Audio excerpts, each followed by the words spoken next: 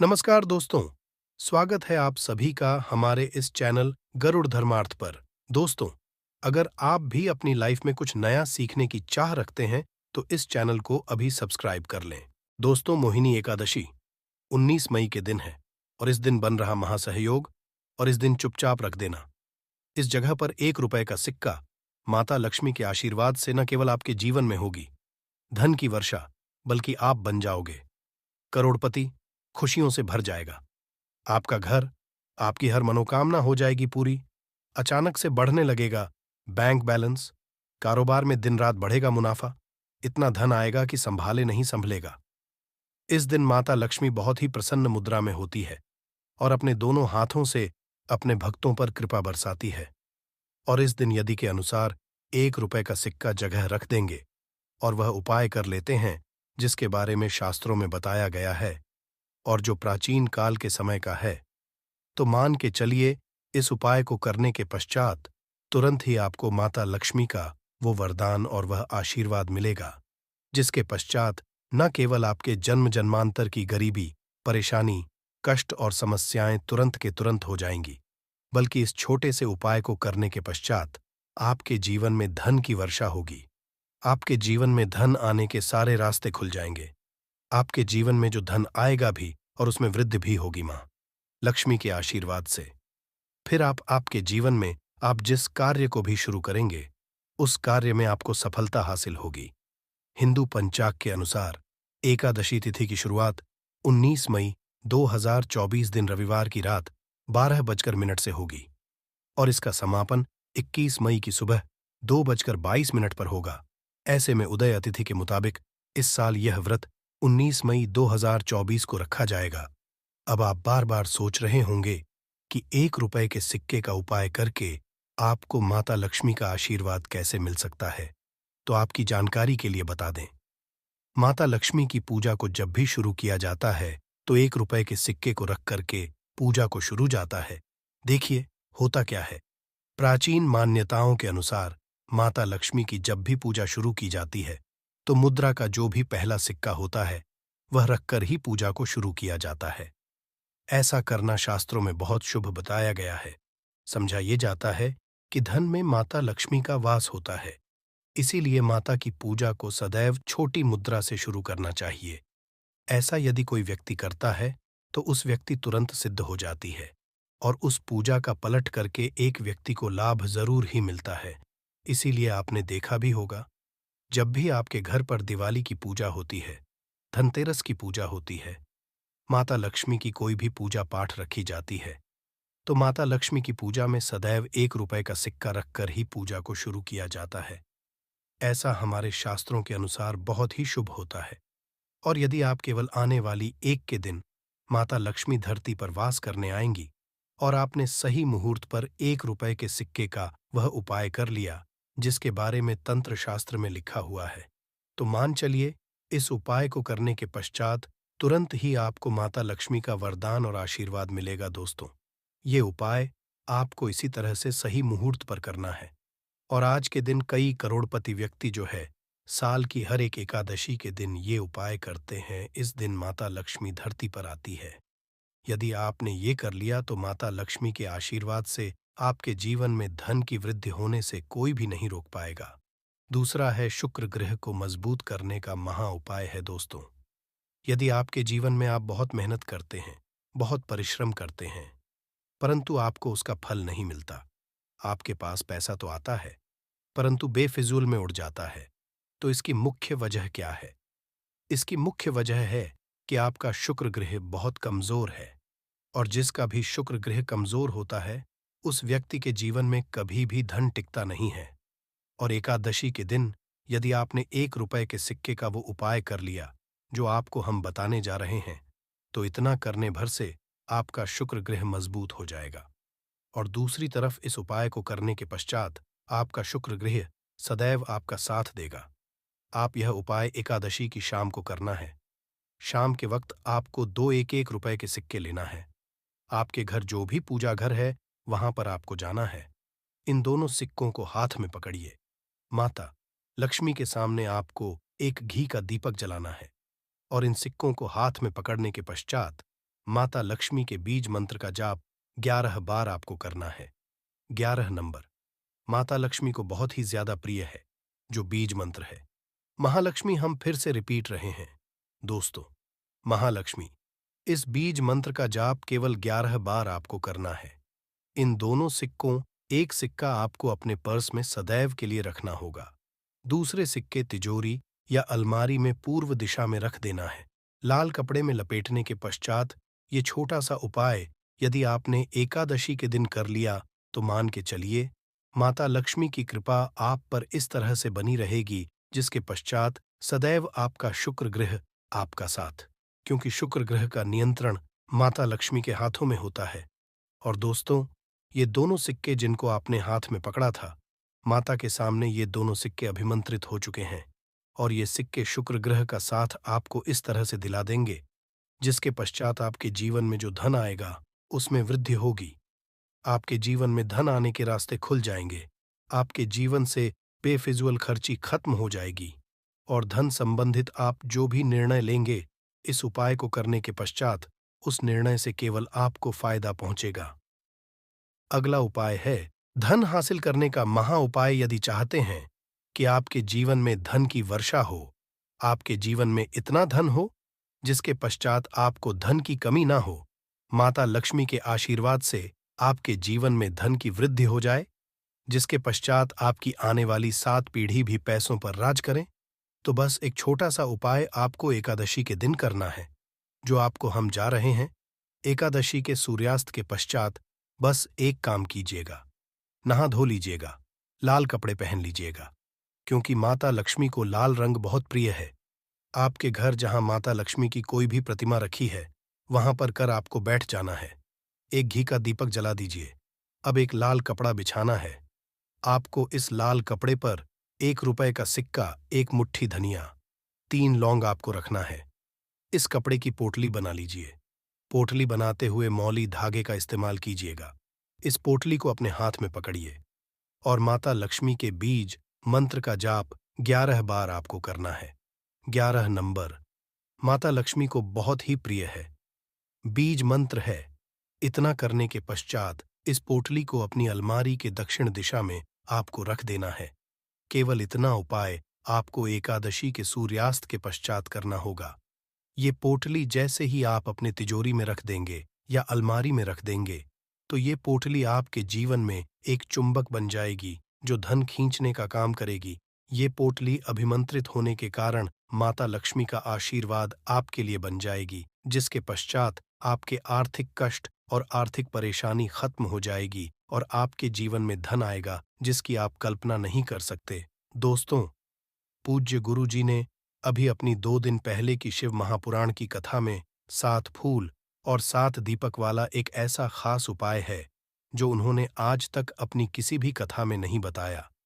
पूज्य गुरु जी ने कहा कि जब आपके हाथ तंग चल रहे हो, जब रुपए कहीं से हासिल ही ना हो पा रहा हो, जीवन में चारों तरफ से केवल और केवल आ गई हो, उनसे बाहर का कोई रास्ता ना दिखाई पड़ रहा हो, व्यापार, फैक्ट्री, नौकरी, दुकान, ये कुछ भी ना चल रहा हो, चारों तरफ से नुकसान ही नुकसान हो रहा हो, तो आपको ये एक उपाय केवल 1 दिन कर लेना है। और गुरुजी ने कहा कि आप कुछ ही दिनों में देखेंगे कि आपके जीवन में कितना बड़ा चमत्कार हुआ है। धन हासिल के नए नए मार्ग बन जाते हैं, जीवन की सब बाधाएं समाप्त हो जाती हैं और आपको सुख हासिल होती है। तो चलिए, साल की एकादशी, मोहिनी एकादशी के इस खास दिन में यदि आप ये उपाय कर लेते हैं, और इसी के साथ साथ पूज्य गुरुजी ने कहा कि यदि आप शिवलिंग के सामने और माता लक्ष्मी के सामने शहद की 1 बूंद से उपाय कर लेते हैं, तो जीवन के सारे संकट समाप्त हो जाएंगे। आप अपनी जो भी मनोकामना लेकर इस दिन शिवालय जाते हैं, शिवलिंग के सामने जाते हैं, तो महादेव वो मनोकामना जरूर परिपूर्ण करते हैं। एक तो ओम नमः शिवाय मंत्र का स्मरण करते हुए शिवलिंग के ऊपर समर्पित कर दीजिए, या फिर मैं समर्पित कर रहे हैं तो ऐसे ही समर्पित कर दीजिए। और आपको माता लक्ष्मी का स्मरण करते हुए, माता लक्ष्मी का ध्यान करते हुए आपके जीवन में जो धन धान्य की समस्या है उसको दूर करने की प्रार्थना करते हुए ये फूल थोड़ी देर समर्पित रहने दीजिए। और फिर सबसे आखिर में आपको एक फूल उठा लेना है, लक्ष्मी से प्रार्थना कर लेनी है कि आप मेरे घर में विराजमान हो। मेरे जीवन जो दुर्भाग्य चल रहा है, उसको समाप्त, और फिर ये एक लेकर आपको अपने घर आ जाना है। देखिए, 6 फूल आपको उसी स्थान पर रखे रहना है। यदि आप शिवलिंग में समर्पित कर रहे हैं, तो 6 फूल शिवलिंग के ऊपर समर्पित कर दीजिए और 1 फूल ले आइएगा। यदि पीपल में समर्पित कर रहे हैं, तो 6 फूल वहीं पर समर्पित रहने दीजिए, 1 ले आए, और यदि बेलपत्र या फिर आंवले के वृक्ष में हैं, तो 6 वहीं पर छोड़ आइएगा और 1 ले आइए। 1 को आपको किसी भी में रख लेना है। यदि आपके घर हनुमान चालीसा है, या शिव चालीसा है, या दुर्गा चालीसा है, या फिर आरती की कोई पुस्तक है, या फिर रामचरितमानस है, या फिर भगवद गीता है, कुछ भी है, तो उसके अंदर आपको ये 1 फूल रख लेना है और माता रानी का स्मरण कर लेना है। पूज्य गुरुजी ने कहा कि फर्क आप स्वयं देखिएगा कि आपके जीवन में जितना आपने धन पाने की कामना की थी, माता लक्ष्मी जी से उससे कई ज्यादा आपको धन हासिल होगा। आपका जीवन के सारे संकट समाप्त होंगे और धन दौलत संपदा की कभी कमी नहीं होगी।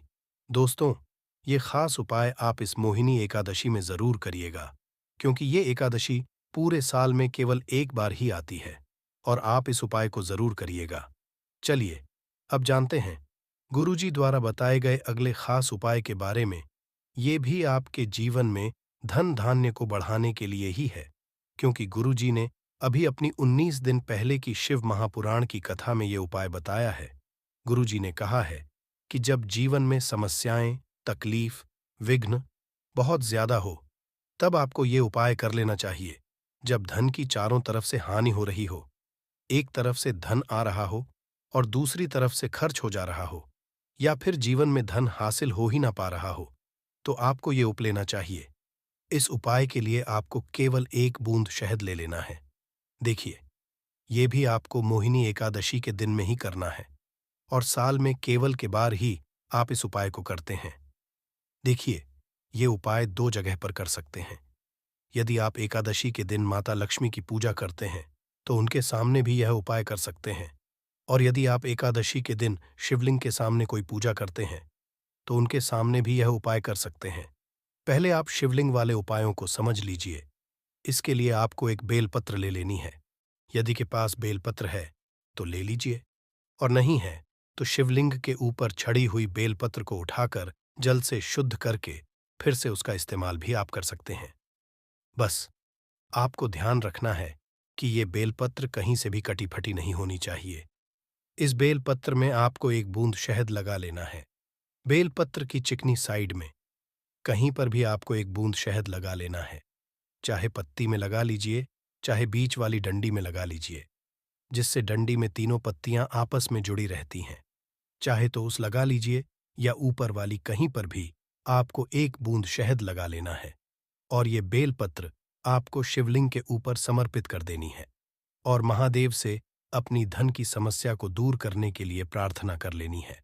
और यदि आप माता लक्ष्मी के सामने कर रहे हैं, तो आपको 1 पान का पत्ता ले लेना है और इसके ऊपर 1 बूंद शहद लगा देना है, और ये फिर माता रानी को भोग स्वरूप कर देना है, और माता रानी से यानी माता लक्ष्मी धन धान्य की समस्या को समाप्त करने के लिए प्रार्थना कर लेनी है।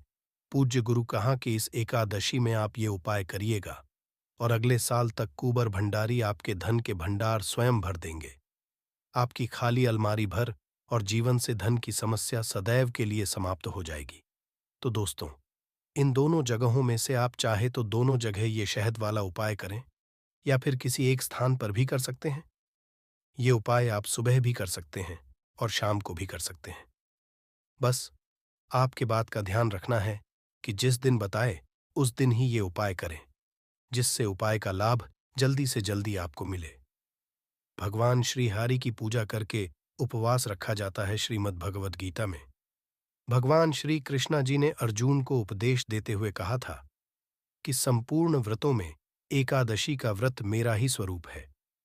इस कारण एकादशी व्रत की महिमा ज्यादा हो जाती है, और वैशाख मास के शुक्ल पक्ष की एकादशी को मोहिनी एकादशी के नाम से जाना जाता है। पौराणिक कथा के जब देवताओं और असुरों के बीच समुद्र मंथन के दौरान अमृत हासिल करने के लिए युद्ध चल रहा था, तब असुरों ने अमृत कलश छीन लिया। तब देवताओं को बचाने के लिए भगवान श्री विष्णु ने मोहिनी का रूप धारण किया और अपने मनमोहक सौंदर्य से को मोहित करके उन्हें अमृत पिलाने से रोक दिया। और तब देवताओं ने अमृत का पान किया और देवताओं को अमृत की हासिली हुई और वे विजयी हुए। इसलिए मोहिनी एकादशी को मोहभंजन एकादशी भी कहते हैं। इस दिन मनुष्य अपने अंदर के विकारों, दोषों जैसे मोह, लोभ, क्रोध और ईर्ष्या पर विजय हासिल करने का संकल्प लेता है। साथ भगवान विष्णु की कृपा से मोक्ष हासिली की कामना भी करता है। धार्मिक मान्यताओं के अनुसार मोहिनी एकादशी का व्रत रखने वाला भक्त सांसारिक सुखों को भोगकर अंत में मोक्ष की हासिल ही करता है। इस व्रत के पुण्य प्रताप से व्यक्ति सभी पापों से मुक्त हो जाता है। शास्त्रों के अत्यंत ही श्रेष्ठ मानी जाती है मोहिनी एकादशी। और यदि आप इस एकादशी का व्रत धारण करते हैं, अत्यंत ही श्रेष्ठ है। किंतु किसी भी कारणवश मान लीजिए आप इसका व्रत नहीं कर पाते हैं, तो भी आज के दिन आपको भगवान श्री हरि विष्णु की विधि विधान से पूजा जरूर करनी चाहिए। क्योंकि आज के दिन यदि आप बिना व्रत किए भी भगवान श्री हरि की पूजा आराधना करते हैं, उनके मंत्रों का जप करते हैं, तुलसी दल युक्त भोग उन्हें अर्पित करते हैं, और आज आप प्रकार से तामसिक चीजों का सेवन नहीं करते हैं, जैसे कि लहसुन, प्याज, मांस, मदिरा, इन चीजों का कर दीजिए। इसके साथ ही चावल आज आपको भूल से भी नहीं खाना चाहिए। तो यदि आप नियम पालन कर लेंगे तब भी आपको भगवान श्री विष्णु की खास कृपा हासिल हो जाती है। तो दोस्तों, आज की इस वीडियो में हम मोहिनी एकादशी के बारे में बात करेंगे। आज हम आपका कंफ्यूजन दूर करेंगे कि आपको मोहिनी एकादशी व्रत कब रखना है, 18 मई या फिर 19 मई को। किंतु वीडियो को पूरा देखिएगा, तभी आपकी कंफ्यूजन होगी। तो आज की वीडियो में हम जानेंगे कि मोहिनी एकादशी इतनी महत्वपूर्ण क्यों है, इसका महत्व, एकादशी कब है, व्रत कब रखें, व्रत का पारण कब करें, एकादशी और द्वादशी तिथि कब से कब तक है, पूजा का शुभ समय क्या है, राहु काल का समय क्या है, व्रत का पारण किस दिन करेंगे और किस चीज से करें, हरिवासन कब से कब तक है, सारी बातें की इस वीडियो में जानेंगे। तो आप अंत तक वीडियो में बने रहे। नमस्कार, स्वागत है आप सभी का एक बार फिर से आपके पसंदीदा चैनल गरुड़ धर्मार्थ पर। दोस्तों, वीडियो शुरू करने से पहले एक बार पूरी श्रद्धा के साथ कमेंट सेक्शन में लिखें, जय श्री हरि विष्णु भगवान हरि की कृपा आप पर सदैव बनी रहेगी, और वीडियो को लाइक करके चैनल को सब्सक्राइब जरूर कर लें।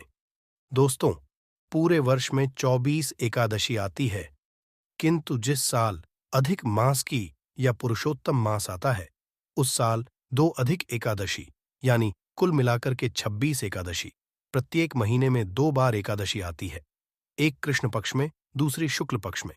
दोनों ही एकादशियों का भिन्न भिन्न महत्व हमारे धर्म ग्रंथों और पुराणों में बताया हुआ है। एकादशी का व्रत भगवान श्री हरि लक्ष्मी नारायण जी का परम प्रिय व्रत है। एकादशी का व्रत करने से मनुष्य के कई जन्मों के पाप जड़ से नष्ट हो जाते हैं तथा उनके पुण्य उदय होता है। जबकि जन्म जन्मांतर के पाप नष्ट हो जाते हैं, तभी उन्हें सांसारिक एवं भौतिक सुखों की हासिली होती है। कृष्ण पक्ष में आने वाली एकादशी में व्रत करने से पूर्वजों और पितरों का आशीर्वाद हासिल होता है। वंश की वृद्धि के साथ संतान सुख की हासिली भी होती है। इसी प्रकार शुक्ल पक्ष को पड़ने वाली एकादशी को व्रत करने से पितृमातृकाओं एवं मातृ मातृकाओं को प्रसन्नता है और उन्हें मुक्ति मिलती। पुराणों के अनुसार जो व्यक्ति एकादशी करता रहता है, वह जीवन में कभी भी संकटों से नहीं गिरता और उसके जीवन में धन और समृद्धि बनी रहती है। एकादशी व्रत के दिन चावल नहीं खाना चाहिए। इस दिन चावल को जीव के बराबर मानते हैं, क्योंकि शास्त्रों में धार्मिक मान्यता के अनुसार ऐसा समझा जाता है कि एक बार महर्षि मेधा ने यज्ञ में आए हुए एक का अपमान किया था, जिसके कारण मां दुर्गा नाराज हो गई और मां दुर्गा को मनाने के लिए महर्षि मेधा ने अपना शरीर त्याग दिया, जमीन में धंस गया।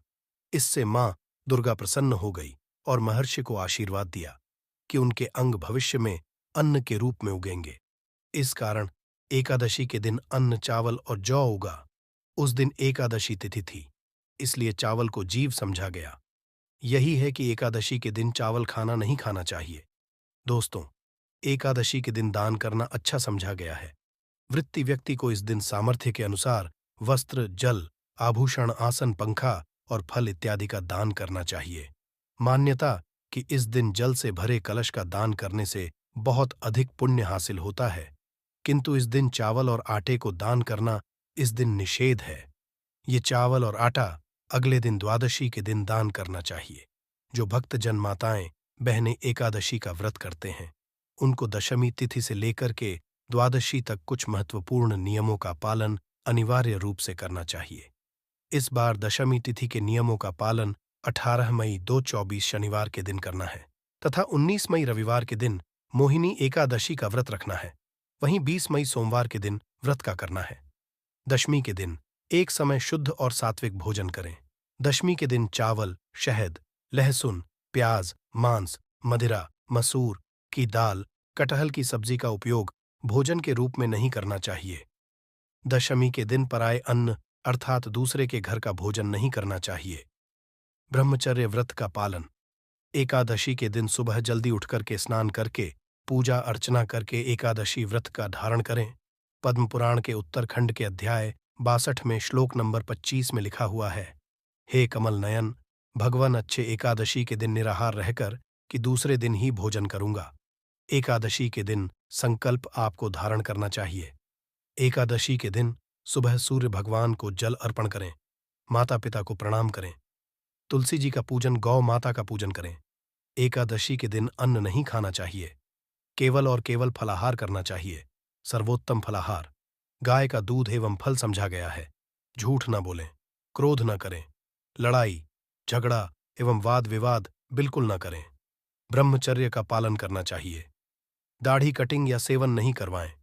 शरीर के अंग के कोई भी बाल काटना या कटवाना वर्जित समझा जाता है। नाखून नहीं काटना चाहिए। किसी भी प्राणी, किसी भी मनुष्य का, किसी भी जीव का अपमान या अनादर न करें। दिन में सोना नहीं चाहिए। रात्रि में जागरण करें। पूजन पाठ करके ब्राह्मण देवता के मुख से ही एकादशी व्रत कथा का श्रवण आपको करना चाहिए। कथा सुनने के पश्चात ब्राह्मण देवता को यथाशक्ति दक्षिणा जरूर प्रदान करें और अगले दिन शुभ मुहूर्त में ही एकादशी व्रत का पारण आपको करना चाहिए। पारणा का अर्थ होता है खोलना या व्रत का समापन करना। एकादशी आप चाय कॉफी पी सकते हैं, कोई दोष नहीं लगेगा, किंतु ध्यान रखें, आपको इस दिन फलाहार में हल्दी का उपयोग नहीं करना चाहिए। एकादशी के दिन पान नहीं खाना चाहिए। एकादशी के दिन कोई भी अभय भक्षण जैसे लहसुन, प्याज, मांस, मदिरा का उपयोग नहीं करना चाहिए। एकादशी के दिन घर में चावल का उपयोग नहीं करना चाहिए। चावल बनाना भी नहीं चाहिए। चावल खाना भी नहीं चाहिए और चावल इस दिन पूजा में भी उपयोग नहीं करना चाहिए। एकादशी दिन यदि आपके घर परिवार में जन्म अथवा मृत्यु का सूतक लग जाता है, तो ऐसी परिस्थिति में आप एकादशी व्रत तो जरूर करें, सभी नियमों का भी पालन करें, किंतु आपको भगवान का स्पर्श या पूजन अर्चन नहीं करना चाहिए। अगले दिन जब आप व्रत का करते हैं तो सूतक की अवस्था में जल या तुलसी पत्र या फल या वस्तु से व्रत का कर सकते हैं। यदि आप यात्रा में हैं या कहीं बाहर है और पूजा पाठ या की व्यवस्था नहीं हो पा रही है, तो आंख बंद करके मानसिक रूप से मन में सभी वस्तु का, सभी विधि का ध्यान करते हुए यदि आप एकादशी व्रत करेंगे तो आपको एकादशी पूजा का, व्रत का पूरा पुण्य हासिल होगा, क्योंकि हमारे धर्म ग्रंथों और पुराणों में मानसिक पूजा का भी विधान पाया गया है। और इसी तरह यदि कोई माताएं बहनें मासिक धर्म पीरियड की अवस्था में रहती हैं, तो ऐसी अवस्था में भी उनको व्रत करना चाहिए कि नियमों का भी पालन करना चाहिए, किंतु उनको भगवान का स्पर्श या पूजन अर्चन नहीं करना चाहिए। साथ ही जो माताएं बहनें गर्भावस्था में है, गर्भवती है, तो उनको अपने बालक का, अपने शिशु का, गर्भस्थ बच्चे का ध्यान रखते हुए ही एकादशी करना चाहिए। अच्छी प्रकार से फलाहार करके वह व्रत कर सकती है, किंतु कोई भी इस दिन गलत काम ना करें, किसी भी प्रकार का पाप कर्म बिल्कुल ना करें। सभी तरह से आपको अच्छे मन से पवित्र अवस्था से एकादशी व्रत का विधि विधान से पालन करके ही करना चाहिए। यदि जाने अनजाने में आपसे कोई त्रुटि हो जाती है, गलती हो जाती है, तो प्रभु से आप क्षमा याचना जरूर कर लीजिएगा। प्रभुत्व कृपा निदान ही दयालु है, आपको क्षमा जरूर ही प्रदान करेंगे। आइए अब जानते हैं एकादशी तिथि कब से प्रारंभ है, शुभ मुहूर्त। किंतु उससे पहले अभी तक दोस्तों अपने वीडियो को लाइक नहीं किया है, तो वीडियो को लाइक करके चैनल को सब्सक्राइब जरूर कर दें। इस बार तिथि प्रारंभ होगी 18 मई शनिवार की सुबह 11:24 से, जिसकी समाप्ति होगी 19 मई रविवार की दोपहर 1:50 पर। इसीलिए इस 19 मई रविवार को ही केवल एकादशी का उपवास रखा जाएगा। सभी गृहस्थ जन, वैष्णव संप्रदाय के लोग या ISK कौन से जुड़े लोग या जिन्होंने गुरु मंत्र की दीक्षा ली पर हो, उन्हें भी 19 मई रविवार के दिन एकादशी का उपवास रखना चाहिए। 19 मई रविवार सूर्यदेव होगा। सुबह 5:47 पर सूर्यास्त होगा। शाम 6:58 पर ब्रह्म मुहूर्त का समय। सुबह 4:11 से 4:59 तक रहेगा। अमृतकाल रात 8:33 से 10:20 तक रहेगा। अभिजीत मुहूर्त सुबह 11:56 से दोपहर 12:49 तक रहेगा। राहु काल दोपहर 4:30 से शाम 6 बजे तक। इस बार एकादशी का व्रत बहुत ही शुभ संयोग में रखा जाएगा, जो कि इस दिन उत्तर फाल्गुनी नक्षत्र और हस्त नक्षत्र का शुभ योग बन रहा है। साथ ही वज्र योग सुबह 11:24 तक रहेगा और उसके पश्चात में सिद्ध योग प्रारंभ हो जाएगा। इन शुभ योगों में की गई पूजा पाठ या रखा गया उपवास जरूर फलित होता है। द्वादशी तिथि प्रारंभ होगी 19 मई रविवार की दोपहर 1:51 से। इसी के साथ ही हरिवासर का समय भी शुरू हो जाएगा। 20 मई सोमवार दोपहर 3:59 पर द्वादशी तिथि समाप्त होंगी। हरिवासर का समय 19 मई रविवार को शाम लगभग 6 बजे तक समाप्त हो जाएगा। अब जाने द्वादशी तिथि के मुहूर्त के बारे में। इस दिन सूर्योदय होगा। सुबह 5:47 पर सूर्यास्त होगा। शाम 6:59 पर ब्रह्म मुहूर्त सुबह 4:11 से 4:59 तक रहेगा। अमृतकाल रात 10:42 से मध्य रात्रि 12:28 तक रहेगा। अभिजीत मुहूर्त 11:56 से दोपहर 12:49 तक और राहु काल सुबह 7:30 से 9 बजे तक रहेगा और सिद्ध योग दोपहर 12:10 तक रहेगा। एकादशी व्रत का पारण किया जाएगा। 20 मई सोमवार को सुबह 5:47 से 8:45 के बीच में व्रत का पारण करते समय तुलसी पत्र या आंवले का सेवन जरूर करें। यदि आपका उपवास भी है तो आप सुबह की पूजा करने के पश्चात केवल तुलसी या आंवले का सेवन करके उपवास खोल सकते हैं, यानी व्रत का पालन कर सकते हैं। और इसके अलावा यदि कोई उपवास नहीं है तो आपको चावल का सेवन द्वादशी तिथि को जरूर करना चाहिए। यदि आप व्रत का पूर्ण फल हासिल करना चाहते हैं तो व्रत का पारण करने के लिए राहु काल के समय का आपको त्याग करना चाहिए। व्रत खोलने के लिए द्वादशी तिथि का सूर्योदय के पश्चात का शुरुआत का से 3 घंटे का समय सबसे शुभ समझा जाता है। मतदान के समय कभी भी व्रत नहीं खोला जाता है। तो दोस्तों, उम्मीद करता हूं आज की यह जानकारी जरूर ही आपको पसंद आई होगी। पसंद आई है तो कर दीजिए।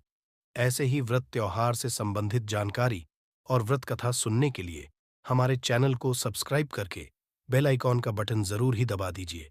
आते हैं, चलिए आगे आपको कुछ लौंग और कपूर के गुप्त उपाय बताते हैं जो आपकी हर समस्या को हल कर सकते हैं। है कि 15 दिनों के भीतर आप खुशी से दिल खोलकर हंसेंगे।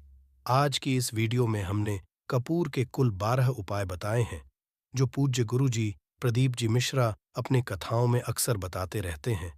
आज की इस वीडियो में आपको 12 उपाय जानने को मिलेंगे और हर उपाय एक से बढ़कर एक हैं। बस कपूर का एक सा टुकड़ा आपको अपने घर में सही जगह पर रखना है, जिससे आपके में खुशियां ही खुशियां आनी शुरू हो जाएं। परंतु ये उपाय तरीके से करना है और एक सही टाइम पर करना है। कैसे करना है वह सब जानकारी आपको इस वीडियो में मिल जाएगी।